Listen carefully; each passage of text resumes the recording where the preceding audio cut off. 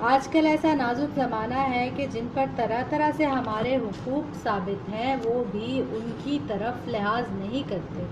چہ جائے گا کہ ہم ان سے برخلافی کریں۔ یقین ہے کہ ہمیں زندگی دشوار ہو جائے۔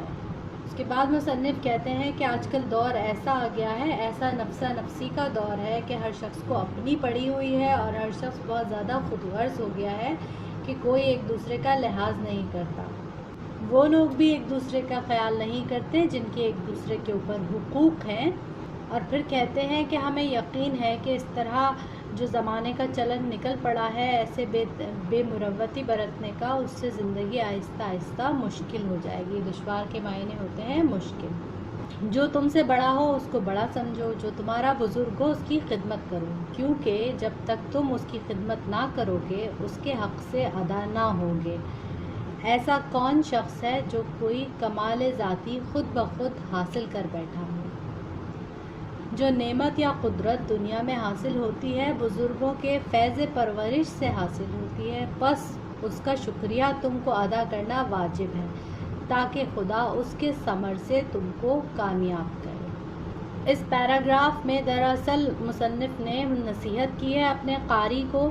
قاری کہتے ہیں پڑھنے والے کو، اپنے پڑھنے والے کو یہ نصیحت کی ہے کہ جو تم سے بڑا ہو اس کو بڑا سمجھو اور وہ تمہارا بزرگ ہے اس کی خدمت کرو، کیونکہ جب اس کی تم خدمت کرو گے تبھی تم اس کا حق ادا کر پاؤ گے جو تمہارے اوپر ہے۔ اور دنیا میں، اور پھر کہتے ہیں کہ دنیا میں کوئی ایسا شخص نہیں جو بہت ہی اعلیٰ مقام خود بخود ہی حاصل کر بیٹھا ہو، جو اس کو جو بھی نعمت یا طاقت، قدرت کے معنی ہوتے ہیں طاقت، اور یہاں پر ہم اس کو بڑائی کے معنوں میں بھی لے سکتے ہیں۔ تو جو بھی نعمت یا قدرت دنیا میں انسانوں کو حاصل ہوتی ہے وہ کس چیز سے حاصل ہوتی ہے؟ بزرگوں کے فیض پرورش سے حاصل ہوتی ہے، بزرگوں کی صحبت میں بیٹھنے سے، ان سے فائدہ اٹھانے سے، بزرگوں کی باتوں سے فائدہ اٹھانے سے، ان کی خدمت کرنے سے اور ان کی دعائیں لینے سے حاصل ہوتی ہے۔ تو اس لیے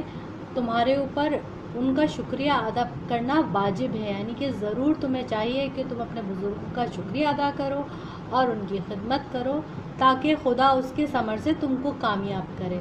تو پھر کہتے ہیں کہ تو جب تم اپنے بزرگوں کا شکریہ ادا کرو گے، ان کی خدمت کرو گے اور دل سے ان کی عزت کرو گے تو خدا تم کو انعام کے طور پر کامیاب کرے گا تمہاری کوشش میں۔ ثمر کہتے ہیں پھل کو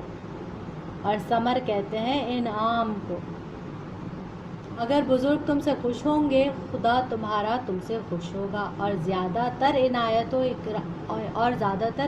و انعام فرمائے گا اور دنیا کے فوائد علاوہ اس کے رہے۔ یعنی کہ اگر تم نے بزرگوں کی خوشنودی حاصل کر لی تو تمہارا خدا بھی تم سے خوش ہو جائے گا اور دنیا میں جو عنایات ہوتی ہیں، دنیا کی نعمتیں ہوتی ہیں وہ تمہیں عطا فرمائے گا اور دنیا کے دیگر فوائد بھی تمہیں حاصل ہوں گے۔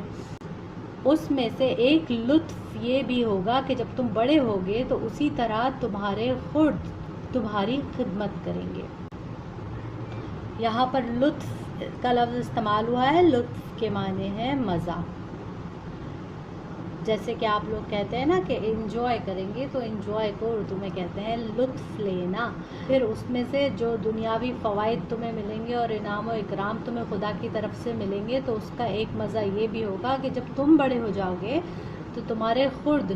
کہتے ہیں چھوٹے کو، تم سے چھوٹے جو ہوں گے وہ تمہاری عزت کریں گے اور وہ تمہاری خدمت کریں گے۔ بس یہ سلسلہ خدمت گزاری اور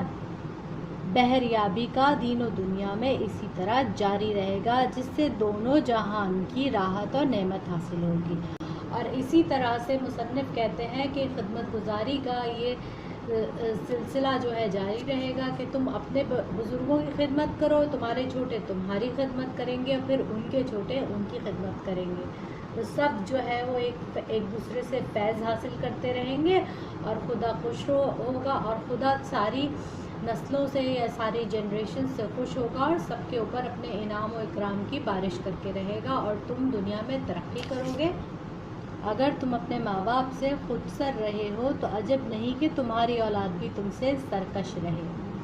اس وقت نہ عقل مندوں کے نزدیک نہ خدا کی جناب میں کہیں تمہارا دعویٰ پیش کیا جا سکتا ہے کیونکہ تم نے اپنے بزرگوں سے کیا سلوک کیا جو آج اپنے خردوں سے توقع رکھتے ہو۔ یہ مفید قاعدہ دنیا میں اس لیے باندھا گیا کہ جس شخص کو بزرگ کی تعظیم کی عادت ہوگی وہ خدا کی عبادت بھی دل سے کرے گا۔ جو ماں باپ کے حقوق پرورش اور محنت کو نہ مانے گا وہ خدا کے حقوق نعمت کو کیا پہچانے گا جو کہ آنکھوں سے بھی غائب ہے اور دیتا لیتا ہوا دکھائی بھی نہیں دیتا۔ اس پیراگراف میں مصنف کہتے ہیں کہ اگر تم اپنے ماں باپ سے خود سر رہے اور تم نے اپنے ماں باپ کی اطاعت نہیں کی تو تمہاری اولاد بھی تم سے سرکش رہے گی، یعنی کہ باغی رہے گی اور ناخوش رہے گی، اور اس وقت خدا کے نزدیک، خدا کی بارگاہ میں، خدا کی جناب میں سے مراد ہے خدا کی بارگاہ میں، اور اس وقت خدا کی بارگاہ میں کہیں بھی تمہارا دعویٰ پیش نہیں کیا جا سکے گا، کیونکہ تم نے جو اپنے بزرگوں کے ساتھ سلوک کیا تھا بدتمیزی کا اور لاپرواہی کا اور بے ادبی کا، تو آج تم اپنے چھوٹوں سے اچھا کرنے کی توقع کیسے رکھ سکتے ہو۔ یہ مفید قاعدہ سے مراد ہے یہاں پر اصول، دنیا میں اس لیے رکھا گیا ہے کہ جس شخص کو بزرگ کی تعظیم کی عادت ہوگی وہ خدا کی بھی عبادت دل سے کرے گا۔ جو ماں باپ کے حقوق پرورش اور محنت کو نہیں مانے گا وہ خدا کے حقوق نعمت کو کیا پہچانے گا جو کہ آنکھوں سے بھی غائب ہے اور دیتا لیتا ہوا بھی دکھائی نہیں دیتا۔ بھائی یہ تو کامن سینس کی بات ہے نا کہ ہم اللہ کو دیکھتے تو نہیں ہیں، ہم نے خدا کو دیکھا ہوا نہیں ہے۔ جب ہم اللہ سے کوئی چیز دعا میں مانگتے ہیں کہ یا اللہ ہمیں فلاں چیز دے دے، یہ دے دے یا وہ دے دے، اینی تھنگ، اور وہ آپ کو مل جاتی ہے، تو کیا وہ آپ کو اللہ کے ہاتھ سے ملتی ہے؟ اللہ آپ کو دیتا ہوا کوئی بھی چیز دکھائی تو نہیں دیتا نا کہ آپ کو اللہ دے رہا ہے یا کچھ آپ سے لے رہا ہے، تو اس کا وجود ایک ایسا وجود ہے جس کے اوپر آپ کا صرف یقین ہے۔ لیکن ماں باپ تو آپ کے سامنے ہیں، وہ آپ سے سلوک بھی کرتے ہیں، آپ کو دیتے لیتے بھی ہیں، آپ کی خواہشیں بھی پوری کرواتے ہیں جتنی ان کے بس میں ہوتی ہے۔ تو جب آپ اپنے ماں باپ کے ہی احسانات کو نہیں مانیں گے اور ان کی محنت کو نہیں مانیں گے اور ان سے سرکش رہیں گے تو آپ کے چھوٹے بھی آپ کی تعظیم نہیں کریں گے، کیونکہ آپ کی شخصیت ہی عزت دینے والی نہیں ہوگی۔ جب آپ بڑوں کی عزت نہیں کریں گے تو آپ چھوٹوں کی بھی عزت نہیں کریں گے، اور اسی طرح سے جب آپ اپنے بزرگوں کی عزت نہیں کریں گے تو آپ کتنی ہی عبادت کر لیں، عبادت کا جو جز ہے وہ آپ کے دل میں نہیں بیٹھے گا اور آپ اللہ کی بھی عبادت دل سے نہیں کریں گے، تو اللہ کی بارگاہ میں آپ کا عمل کوئی قبول نہیں ہوگا۔ تو یہ کتنی ہی خوبصورت بات یہاں پر مصنف نے آپ کو سمجھائی ہے۔ ہم امید کرتے ہیں کہ ہم بھی آپ کو بہت اچھی طرح سے یہ سمجھا پائے ہیں۔ اب اگلا لیکچر ہم یہیں سے کنٹینیو کریں گے۔